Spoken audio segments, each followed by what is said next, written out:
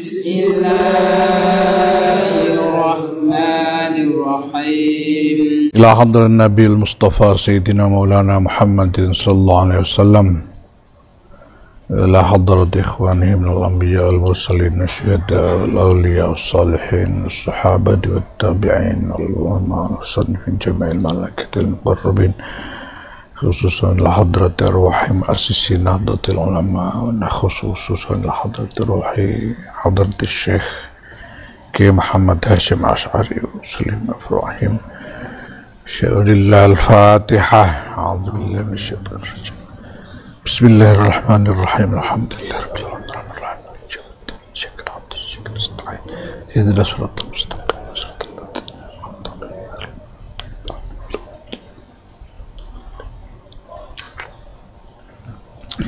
Bismillahirrahmanirrahim. Ya ayyuhalladzina amanu qu anfusakum wa ahlikum nara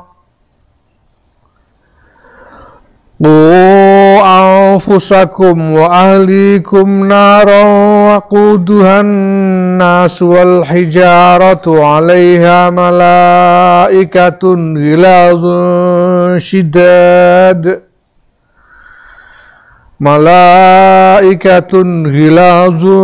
shidadul la ya'sunallaha ma amarahum wa yaf'aluna ma yu'marun. Ya ayyuhalladzina amanu, wahai orang-orang yang beriman, hindarkanlah anfusakum, diri kalian semua, wa ahlikum, dan keluarga-keluarga kalian semua, naron, dari neraka. Neraka waquduha, yang bahan bakarnya neraka itu, yang dibakar menjadi api di dalam neraka itu adalah annasu, manusia, wal hijaratu, dan batu.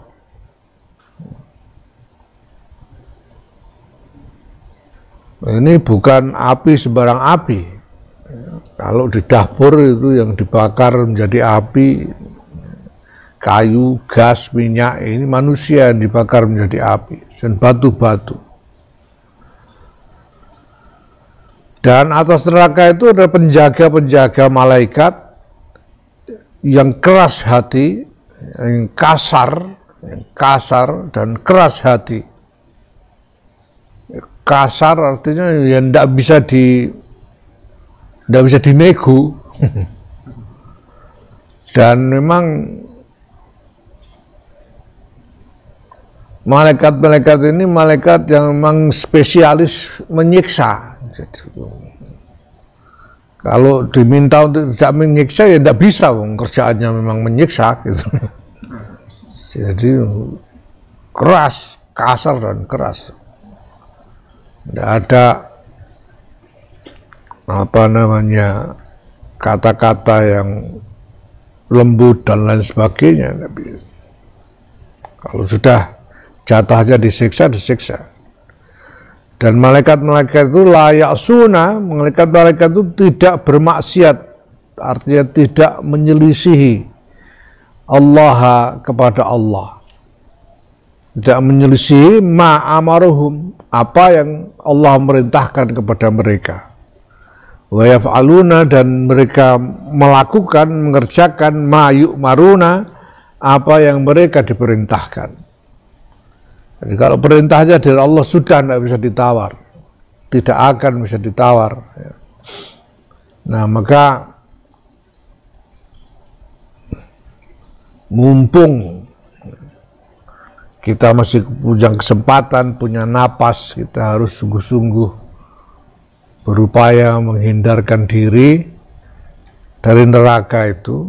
Dan bukan cuma diri kita saja, tapi juga keluarga kita harus kita hindarkan dari neraka itu. Wala takunu kalladzina qalu sami'na wa hum la yasma'un. Dan janganlah kalian menjadi seperti orang-orang qalu yang berkata, orang-orang itu sami'na, kami mendengarkan, wahum la yasma'un, sedangkan kenyataannya mereka tidak mendengarkan.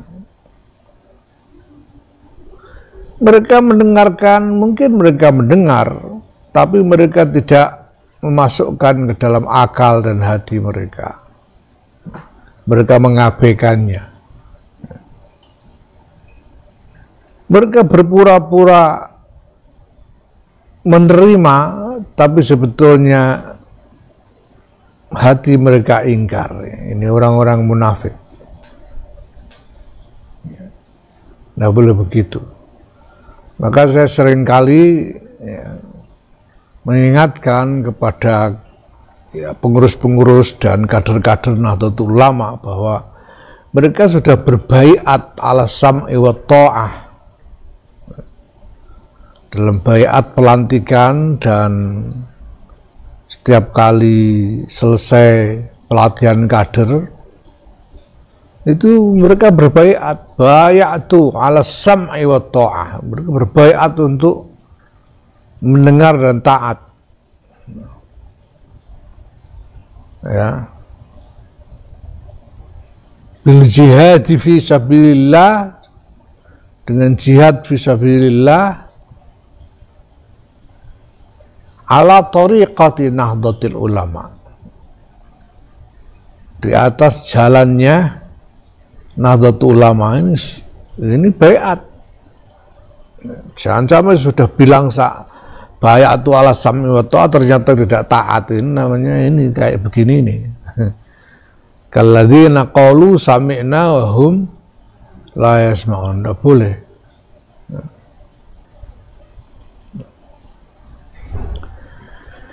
Inna syarrad dawabbi indallahi summul bukbul ladzina la yaqilun.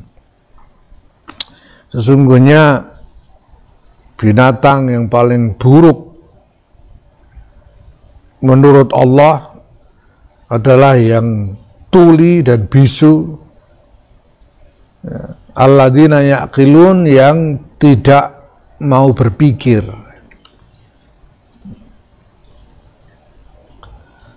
Ada satu kabilah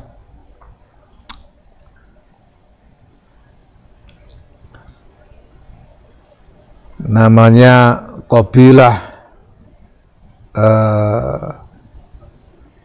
Abduddar bin Qusay, yang ketika didakwai oleh Rasulullah Muhammad SAW, mereka mengatakan, kami tidak peduli, kami tuli, bisu dan buta dari apapun yang dikatakan oleh Muhammad. Itu kata mereka. Akhirnya mereka tumpas di dalam perang Badar. Mereka semua tumpas dan hanya tersisa 2 orang yang kemudian menyatakan iman, ya, bersyahadat. Selebihnya tumpas. Jadi ketika dakwah disampaikan, ketika ajaran-ajaran agama diajarkan, jangan sampai kita menolak untuk mendengar, menolak untuk memikirkannya, menolak untuk menjadikan pertimbangan. Ya.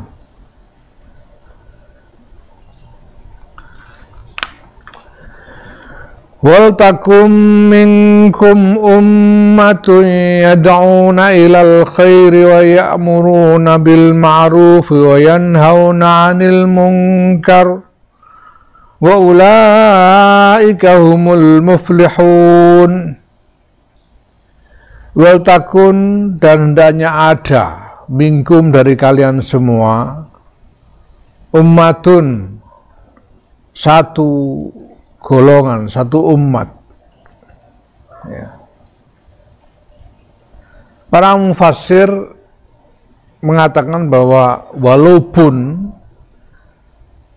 lahirnya kalimat ini merujuk kepada sebagian, waltakum minkum, tapi yang dimaksud sebetulnya adalah keseluruhan. Hendaknya kalian semua menjadi umat,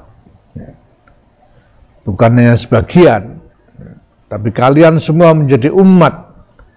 Yad'una yang mengajak umat itu ilal khairi kepada kebaikan. Bahwa al khair, yang dimaksud al khair ini adalah kebaikan yang membawa keuntungan bagi orang yang melakukannya. Jadi mengajak ilal khair itu mengajak orang untuk melakukan sesuatu yang kalau dia mau, dia sendiri yang untung. Mengajak orang beriman, kalau dia beriman dia yang untung. Mengajak orang untuk menegakkan sholat, kalau dia mau menegakkan sholat dia yang untung. Itu al khair. Wa ya'muruna, dan memerintahkan umat itu bil ma'rufi kepada hal yang ma'ruf. Apa hal yang ma'ruf itu? Yang ma'ruf itu adalah sesuatu yang oleh semua orang diakui kebaikannya. Semua orang menganggapnya baik. Makanya istilahnya ma'ruf, yang makna letterleknya adalah dikenali sebagai kebaikan oleh semua orang. Itu al-ma'ruf. Ya.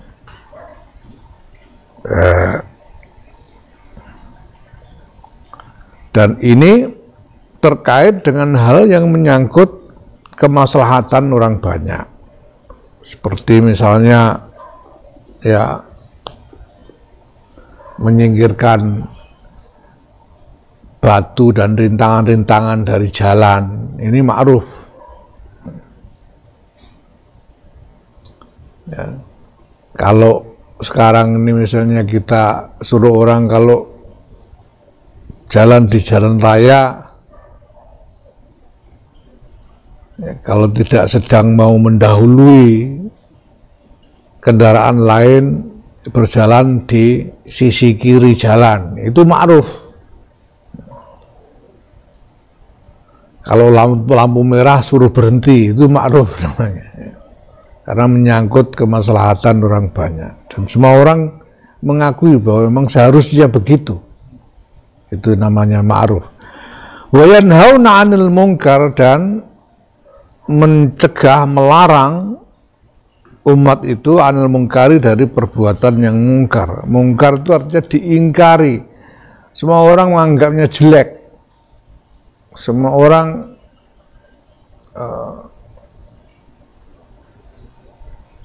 mengingkari kebaikannya.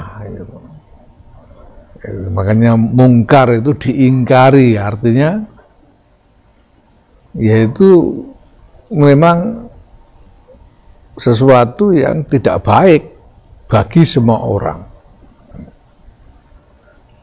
Ya, bahkan bisa menimbulkan kerugian bagi semua orang. Ini mungkar.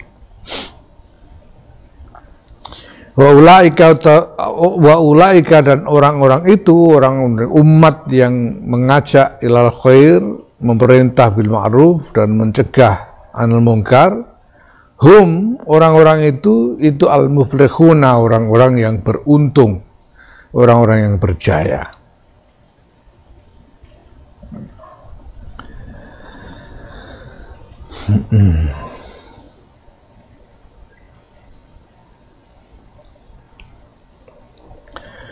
Wa ta'awanu 'alal birri wat taqwa wa la ta'awanu 'alal itsmi wal 'udwan wattaqullah innallaha syadidul 'iqab. Wa ta'awanu, dan bekerja samalah kalian semua, tolong menolonglah kalian semua, al birri, atas kebaikan, wa taqwa, dan takwa. Saling bantu, saling tolong dalam menjalankan kebaikan dan di dalam meneguhkan takwa kepada Allah Subhanahu wa taala. Wala ta'awanu, dan jangan tolong menolong alal ismi, atas perbuatan dosa, wal udwan, dan perbuatan yang melampaui batas, perbuatan zalim, kelaliman yang melampaui batas, udwan.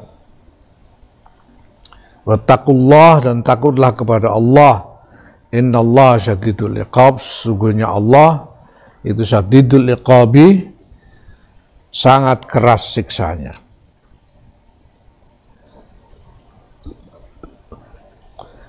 Ya ayyuhalladzina amanu isbiru wasabiru warabitu wattaqullaha la'allakum tuflihun. Ya ayyuhalladzina amanu, wahai orang-orang yang beriman, isbiru, sabarlah kalian semua. Wasabiru, dan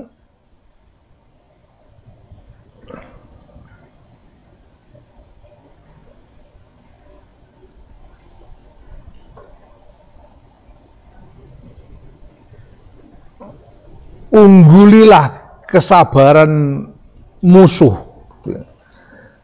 Sabir itu beradu sabar, supaya jangan kalah sabar dari musuh. Ketika terjadi pertempuran, ya, itu kedua belah pihak itu kuat-kuatan sabar. Mana yang lebih teguh di dalam pertempuran itu? Mana yang lebih sabar dalam pertempuran itu? Jangan sampai kalah sabar dari lawan. Kita diperintah untuk bersabar dan jangan sampai kalah sabar dari lawan ketika terjadi pertempuran. Harus lebih sabar. Jangan menyerah. Warabitu, dan tepat dan berjagalah di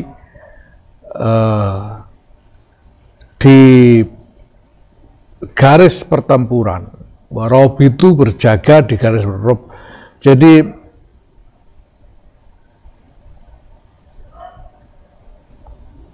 dulu itu pada masa Rasulullah Muhammad SAW sampai dengan ya belakangan, tidak ada namanya perbatasan negara, itu tidak ada. Yang ada adalah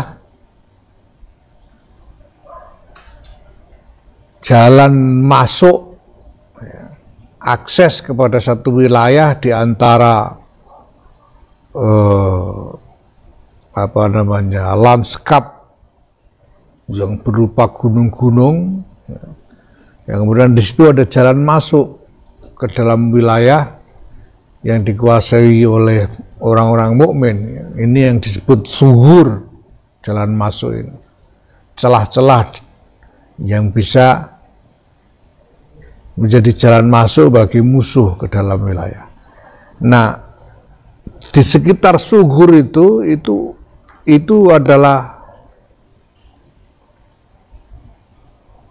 garis pertahanan dari orang-orang mukmin, garis pertahanan. Di masa lalu itu ada tradisi membangun tempat-tempat permukiman tentara dan relawan perang yang menjaga suhur ini. Ini yang kemudian disebut sebagai rubat. Rubat ini tempat-tempat yang menjadi permukiman pasukan dan relawan-relawan perang. Jadi maka perintah warabitu ini artinya berjaga di garis pertahanan. Jangan tinggalkan garis pertahanan itu. Terus berjaga di situ. Ya. Karena kunci kemenangan dalam peperangan adalah ya, kesabaran di dalam menahankan beratnya pertempuran.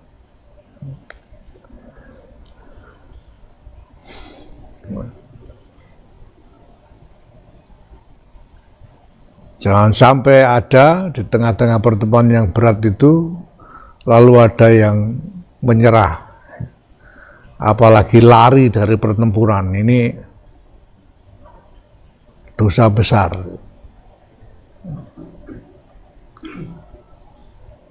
Firar minaz zahaf, lari dari pertempuran itu dosa besar. Dulu waktu saya menjadi juru bicara Presiden Abdurrahman Wahid, ya, setelah MPR membuat sidang memutuskan untuk melengsarkan Presiden Gus Dur itu, saya dipanggil oleh Presiden. Ya, kemudian Presiden mengatakan kepada saya bahwa beliau tidak akan meninggalkan istana. Walaupun MPR membuat sidang semacam itu, beliau tidak akan meninggalkan istana. Kata beliau kepada saya,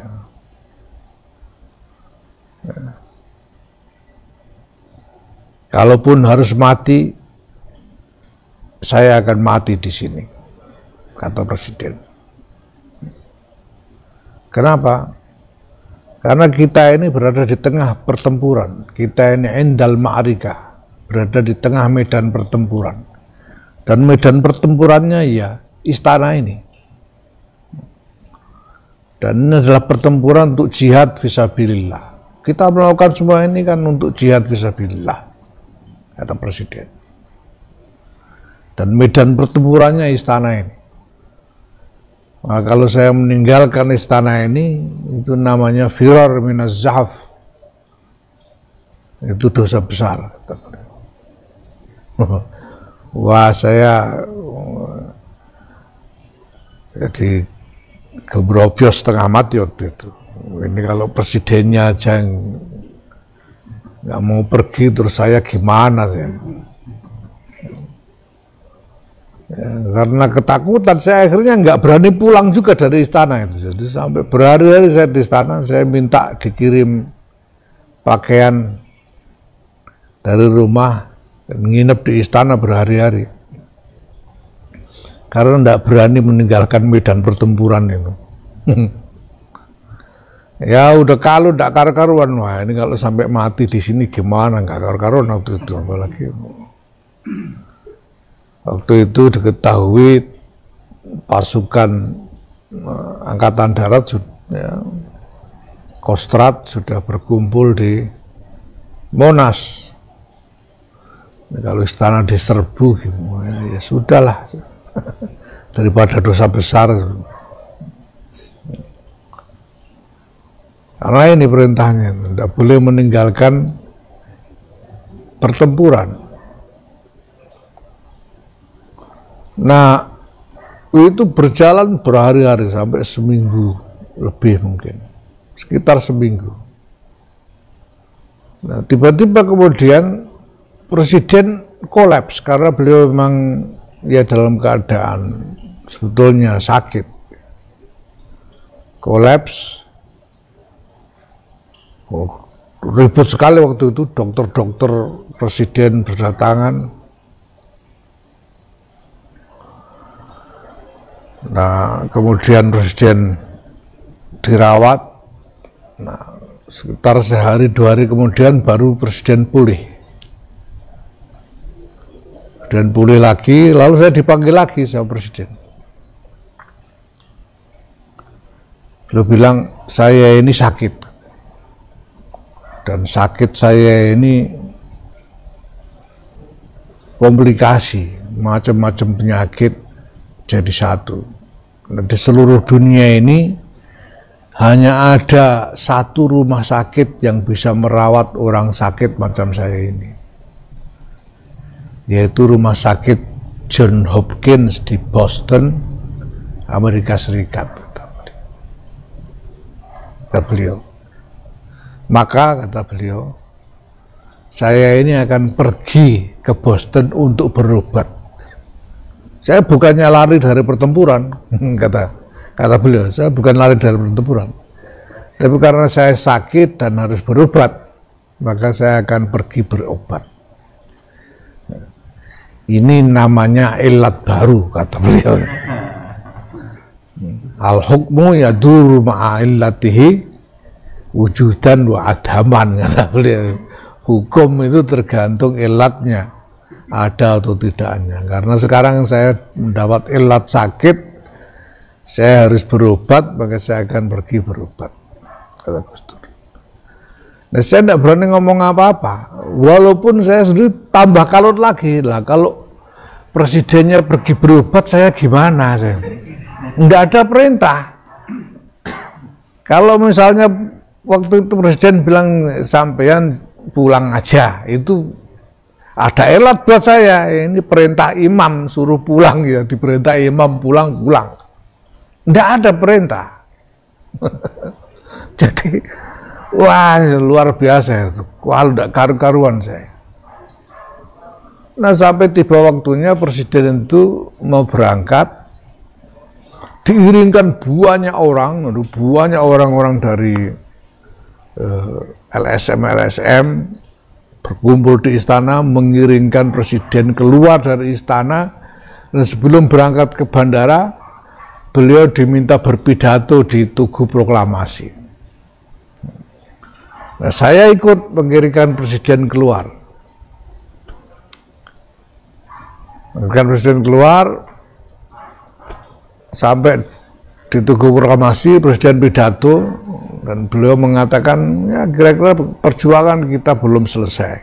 Saya harus pergi berobat, terus saya akan pulang untuk melanjutkan perjuangan. Kira-kira begitu pidato presiden. Sudah itu presiden langsung pergi, dari situ langsung ke bandara. Nah, saya kan di luar istana sudah, ikut mengiringkan ke Tugu Proklamasi itu. Saya kan bingung ini, saya gimana ini saya? Pulang apa balik ke istana? Tidak ada perintah dan tidak boleh meninggalkan medan pertempuran, ini gimana? Nah, akhirnya saya sambil takut-takut balik ke istana saya. Balik ke istana, pagar sudah ditutup. Pagar sudah ditutup. Saya minta izin masuk oleh Pas Pampres, tidak diizinkan, tidak bisa Pak. Terus saya bilang, itu pakaian saya masih ada di dalam, saya mau ambil pakaian saya. Tidak bisa, biar diambilkan petugas. Saya ya tadinya ya mangkel, gimana sih ini, mangkel tadinya sih. Tapi setelah saya pikir-pikir, wah ini, mungkin ini elat saya. Jadi karena saya pikir, karena istana itu adalah tempat ibadah saya istana, dan saya terhalang untuk memasukinya. Itu namanya mahsur, terhalang dari memasuki tempat ibadah.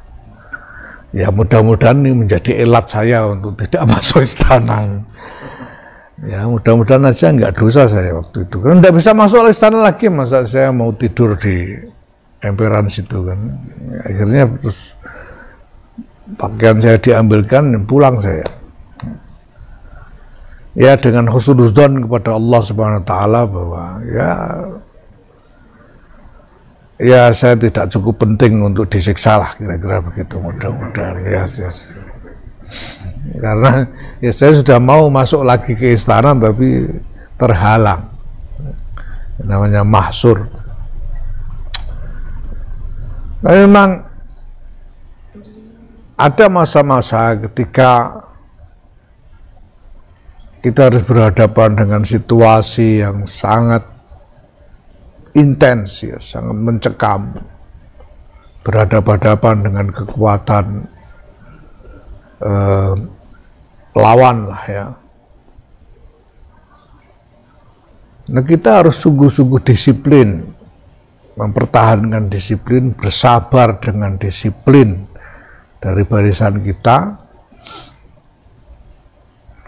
ya, jangan sampai menyerah.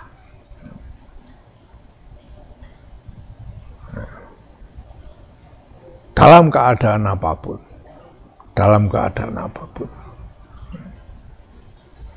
Wattaqullah, dan takutlah kalian semua kepada Allah, la'allakum, agar supaya kalian semua tuflihuna, beruntung kalian semua. Beruntung artinya berjaya.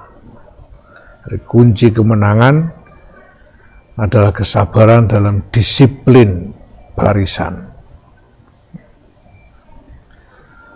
Allahu a'lam.